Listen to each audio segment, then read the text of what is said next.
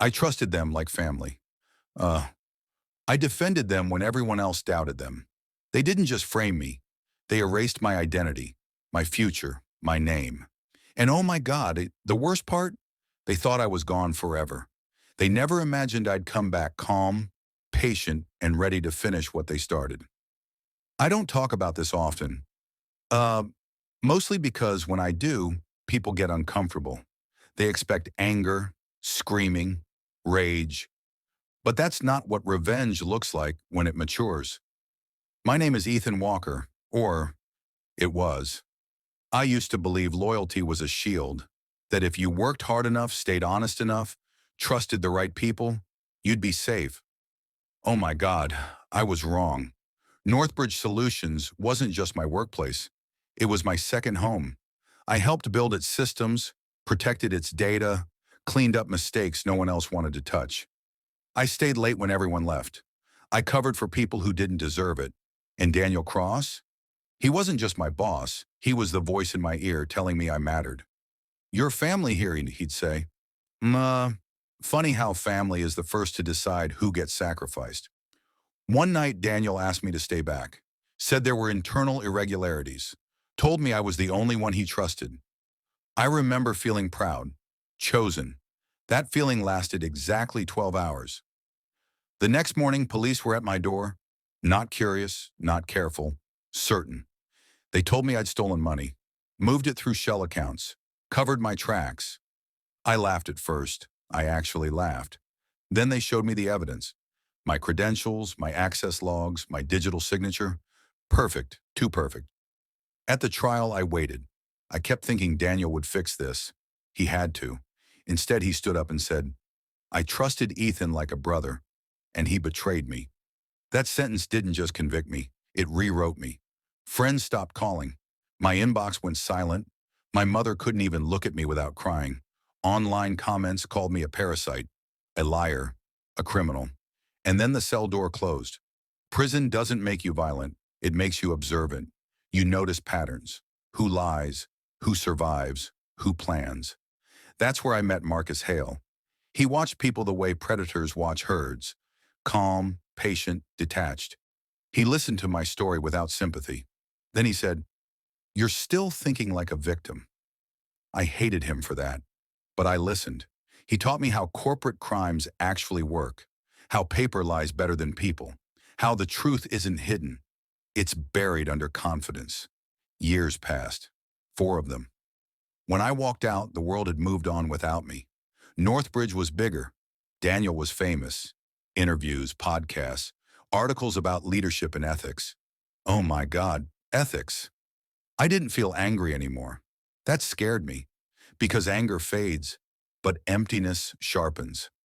I didn't come back as Ethan Walker. I erased him. New name, new city, new tone of voice.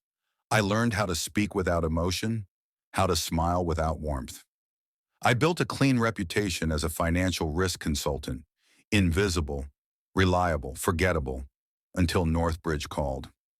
Daniel shook my hand, looked me in the eyes, trusted me instantly, just like before. I worked slowly. I didn't accuse, I didn't rush. I watched, I listened.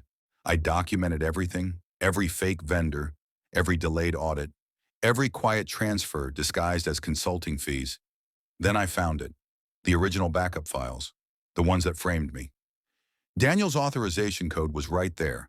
My body didn't react. No shaking, no rage. That's when I knew I'd changed. One night, I overheard Daniel laughing. He said, Loyal guys make the best fall guys. Something inside me went very quiet. I released the evidence in waves, regulators first, then journalists, then the board. I didn't want chaos. I wanted suffocation. The company started collapsing slowly. Accounts froze. Audits multiplied. Phones stopped ringing. Daniel finally called me in. He looked tired, smaller, human. He asked, Who are you really? I told him the truth. I'm the man you erased. He whispered my name like it was a ghost. Daniel Cross went to prison. Northbridge collapsed. My name was cleared. Everyone thought that was the end. It wasn't. That's when the silence started. Emails disappearing, Files accessed without logs. Old documents resurfacing in places they shouldn't exist. Then one night I received a message. No sender, no number, just one line. You did exactly what I needed.